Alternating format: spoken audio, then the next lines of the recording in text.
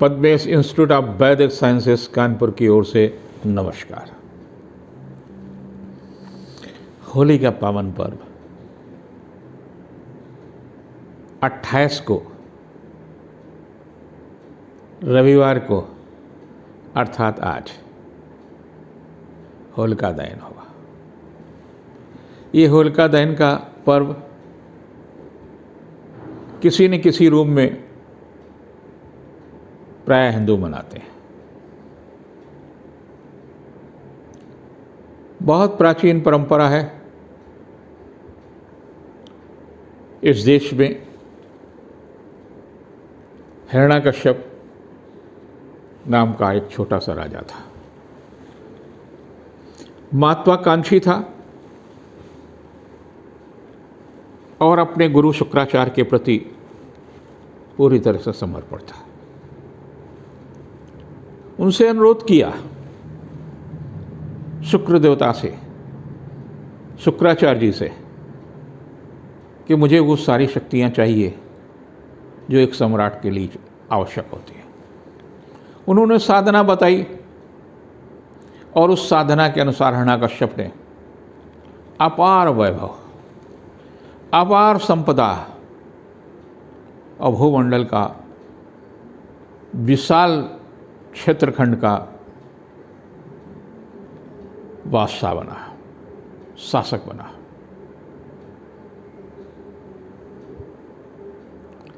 उसकी इच्छा के अनुसार राज्य में संपन्नता, समृद्धि, सब कुछ हो रहा था। लेकिन उसकी विचारधारा ऋणात्मक थी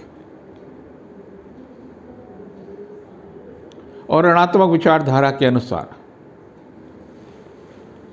जो वो चाहता था वो उसको मिलता था। वरदान भी उसने ऐसा प्रभु से प्राप्त किया कि मेरी मृत्यु न घर के बाहर हो, न घर के अंदर हो, न रात को हो, न दिन को हो, न रोग से हो, न हथियार से हो, न जानवर से हो, न मनुष्य से हो। तब तक अमृत की खोज नहीं हुई थी, नहीं तो अमृत का वरदान प्राप्त कर लेता।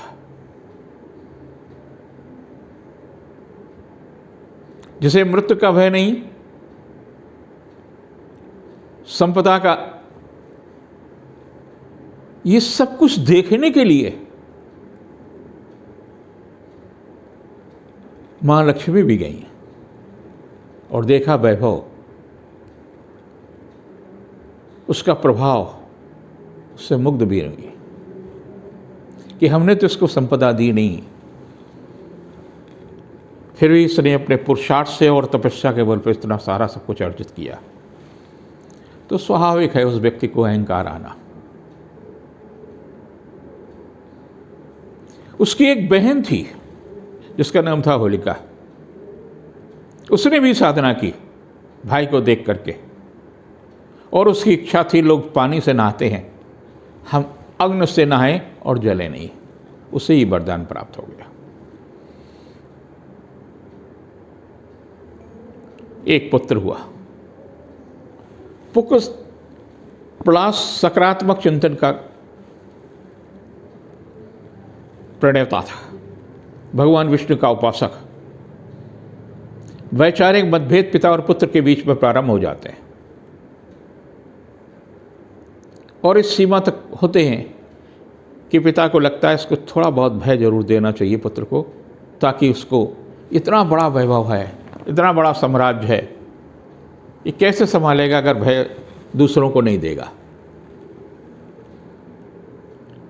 पानी से डराया, पहाड़ से डराया, तरह तरह के उसके मन में भय प्राप्त कराए, फिर भी वो डिगा नहीं। अंततः उसने अपनी बहन से कहा कि तुम जलोगी नहीं, ये झुलस जाएगा तो डरेगा और विष्णु को छोड़ देगा, विष्णु की आस्था छोड़ करके शुक्राचार्य जी के शरण में जाएगा। दो संस्कृतियों की युद्ध था। दो संस्कृतियों के बीच में ये निर्णय करना था कौन सी संस्कृति किसके लिए कितनी सार्थक और कितनी महत्वपूर्ण है। होलिकाष्टक के पहले सभी ग्रह शांत होते हैं और जैसे ही होला अष्टक लग जाता है, होला अष्टक का तात्पर्य 8 दिन, उनमें ग्रह की क्रूरता होती है। आप देख रहे होंगे इन 8 दिनों के अंदर भारत के अंदर ही नहीं है जो हत्याएं हो रही हैं, किसी ने अपनी पत्नी को बक्से में काट करके रख दिया। क्रूरता की सीमा है, सारी सीमाएं टूट रही हैं। जरा सा किसी की बात पर गुस्सा हुआ, उसने अपने पिता को, पुत्र को, किसी को, पत्नी को, भाई को काट कर फेंक दिया, पुलिस वाले को गोली मार दी, वो समझौता कराने जाता। अगर ये लगातार ग्रहों की क्रूरता का प्रभाव आप देख रहे हैं। पूर्णिमा के दिन जब सूर्यास्त हुआ तो होलिका प्रहलाद को गोद में लेकर के बैठ जाती है। 6 वर्ष का प्रहलाद, बच्चा छोटा सा भयग्रस्त हो सकता है, लेकिन उसके भगवान विष्णु की आस्था मुस्कुरा रहा है। चारों तरफ से लकड़ी लगा करके आग लगा दी जाती है। दिन में इसलिए नहीं किया गया कि विद्रोह भी हो सकता है, जनता में उसके प्रति जो आस्था है, विश्वास है, कहीं जन विद्रोह ना हो। रात के समय एक कार्य किया गया। सुबह जब लोग देखने गए, लोगों को पता चला, तो प्रहलाद मुस्कुराते हुए बाहर निकलते हैं। होलिका को 100 लोगों ने फाग गाए, गीत गाए, भगवान विष्णु के गुणगान गाए कि तुम्हारी कृपा से सारा सब कुछ संपन्न हुआ। नरसिंह भगवान उस दिन नहीं पैदा हुए थे, नरसिंह भगवान नहीं उस दिन आए थे। नरसिंह भगवान का अवतार 25 मई को हुआ, जिस दिन हिरण्याकश्यप को उन्होंने सूर्यास्त के समय, न दिन था न रात था, आधा नर और आधा सिंह का वेश धर करके खुद उत्पन्न होते हैं। देरी पर न घर के बाहर न घर के भीतर, न आकाश में न जमीन पर, उन्होंने अपने जंघा पर लेकर के उनको अपने नाखूनों से उनको मुक्ति दे दी थी। वो 25 मई को होगा नरसिंह अवतार, जिस दिन हिरण्याकश्यप की जीवन लीला समाप्त हुई। ये तो अभी प्रयास, इसका तात्पर्य ये नहीं है कि होली के पर्व पहले नहीं मनाए जाते थे। हमारा देश कृषि प्रधान देश है और कृषि बिना जल के संभव नहीं है। जल वर्षे धरती की प्यास बुझे तभी तो फसल होगी। तो किसान जितना भी अन्न पैदा होता था वो किसी न किसी तरह से अपने प्रभु को समर्पित करता था। फागुन की पूर्णिमा के दिन अन्नेष्ट यज्ञ करता था। अन्नेष्ट यज्ञ का तात्पर्य होता था अन्न का यज्ञ। जौ, चने की बाली, गन्ना, गेहूं की बाली यज्ञ के माध्यम से अर्पित करते हैं। किसी न किसी रूप में आज भी होलिका दहन के समय आप ही करते हैं। देश के विभिन्न अंचलों में करते हैं अन्नेष्ट यज्ञ। ये प्राचीन काल से मनुष्य जब से, और कहते क्या हैं अग्नि देवता से कि हमारे माध्यम से आप इंद्र तक ये हमारा अन्न पहुंचा दें। अन्न की पहली भेंट है, आपकी कृपा से आप वर्षा करें, और वर्षा अधिक होगी तो धरती की प्यास बुझेगी, अन्न पैदा होगा, तो हम सब भूखों नहीं मरेंगे, हमारे भूख की मिटेगी। इस कारण से हम यज्ञ करते थे। 2 महत्वपूर्ण घटनाएं भी और इसके साथ हैं। हमारे देश के अंदर सशक्त नारी रही है, देवी के रूप में रही है, सती के रूप में रही है। ऐसा ही एक नाम अनसुईया है। उनके पति का नाम अत्रि मुनि है, ऋषि थे। उनसे 3 बेटे पैदा होते हैं, चंद्रमा, दत्तात्रेय और छोटी छोटी बातों पर क्रोध करने वाले ऐसे ऋषि जो आप सब समझ गए होंगे, जो श्राप ही देते थे। तो 3 चंद्रमा का जन्म फागुन पूर्णिमा के दिन होता है। उस दिन चंद्र दर्शन करना चाहिए ताकि आपके अवसाद कम हो। मानसिक होलिका दहन से पूर्व आप चंद्रमा के दर्शन अवश्य करें ताकि आपके मानसिक क्लेश, ऋणात्मक ऊर्जा कम हो। दूसरे, चैतन्य महाप्रभु का भी जन्म हुआ, जिन्होंने भक्ति का मार्ग आपको तो दिखाया, उनकी भी जयंती होती है। तो इस प्रकार से ये सप्ताह काफ़ी महत्वपूर्ण है। कोरोना भी अपना प्रभाव दे रहा है। आप सबसे अनुरोध है कि इस सप्ताह होली आप घर में खेलें, दूसरों से लिपटे नहीं, दूसरों के साथ ऐसा स्पर्श न हो जिससे कोरोना का भय रहे। कोरोना के प्रति जितनी सतर्कता रहेगी उतनी ज़्यादा आप स्वस्थ रहेंगे, आपका परिवार स्वस्थ रहेगा, आपका भारत स्वस्थ रहेगा। जिनकी राशि मेष है उनके लिए सप्ताह काफ़ी महत्वपूर्ण है। अंगारक योग में इस बार होलिका दहन है, सावधानी रखना आवश्यक है। स्वास्थ्य के प्रति भी सचेत रहने की आवश्यकता है। आर्थिक मामलों में भी सफलता मिलेगी। होलिका दहन इस बार भद्रा दिन में ही समाप्त हो जाएगी 2 बजे के आसपास। सूर्यास्त के बाद में होलिका दहन रात के 12 बजे तक पूर्णिमा। तो इस प्रकार से बेहतर ही होगा रात के 9 बजे से लेकर के 11 बजे के बीच में आपको जो भी सुविधा हो उस समय आप होलिका दहन का पर्व कर सकते हैं अपनी परंपरा के अनुसार। किसी भी राशि के किसी भी लोग, ये उस दिन का शुभ मुहूर्त रहेगा। 28, 29, 30 काफ़ी महत्वपूर्ण है। पारिवारिक उत्सव में हिस्सेदारी रहेगी। 31, 1, 2 को आर्थिक पक्ष मजबूत होगा। शिक्षा प्रतियोगिता के क्षेत्र में भी किया गया श्रम सार्थक होगा। और 2, 3 को यात्रा देशाटन की स्थिति भी हो सकती है। पारिवारिक सुख में वृद्धि होगी। जिनकी राशि वृष है, व्यवसायिक दृष्टि से तो ये सप्ताह काफ़ी खर्चीला होगा। साई खर्च से बचना होगा। खाने पीने में भी सावधानी रखें क्योंकि 28, 29, 30 काफ़ी तनावपूर्ण तिथियाँ हो सकती हैं। स्वास्थ्य के प्रति भी सचेत रहने की आवश्यकता है।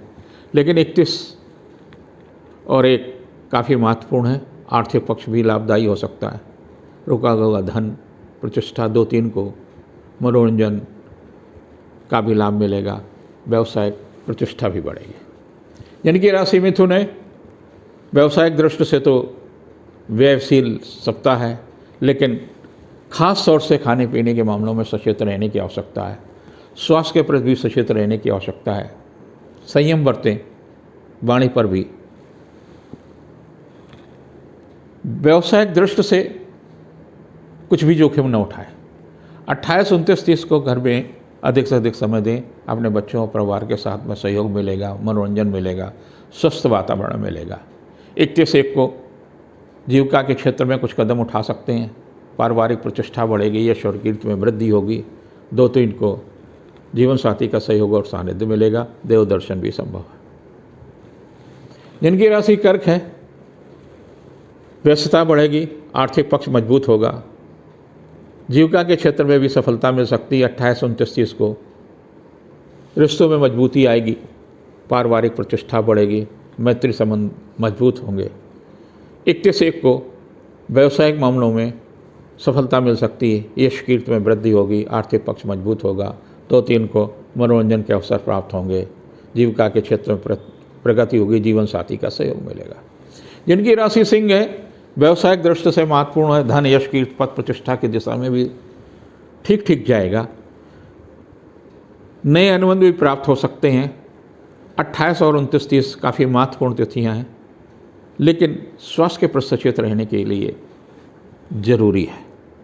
31-1 को व्यावसायिक मामलों में भी सफलता मिल सकती है, नए अनुबंध, नई योजना को लाभ मिल सकता है।